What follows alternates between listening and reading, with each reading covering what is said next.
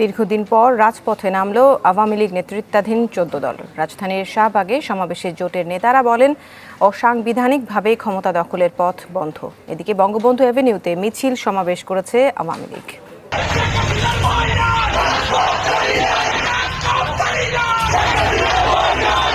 ৭ই মার্চকে কেন্দ্র করে রাজধানীতে মহাসমাবেশ করছে আওয়ামী লীগ। ফেব্রুয়ারির শুরু থেকে গুঞ্জন উঠেছিল রাজপথে নামবে বাংলাদেশ আওয়ামী লীগ। আওয়ামী লীগের ভেরিফাইড ফেসবুক পেজ থেকে জানানো হয়েছিল ৭ই মার্চ রাজপথে নামবে আওয়ামী লীগ। জানিয়েছে মার্চের সাধারণ কর্মসূচি শেষ করেই এপ্রিলে মহাসমাবেশের প্রস্তুতি নেবে শেখ হাসিনার দল। কথার সাথে কাজের মিল রেখে রাজপথে শক্ত অবস্থান নিয়েছে আওয়ামী লীগ। আজ সকাল থেকে রাজধানীর রামপুরায় শক্ত অবস্থান নিয়েছে বাংলাদেশ আওয়ামী লীগ।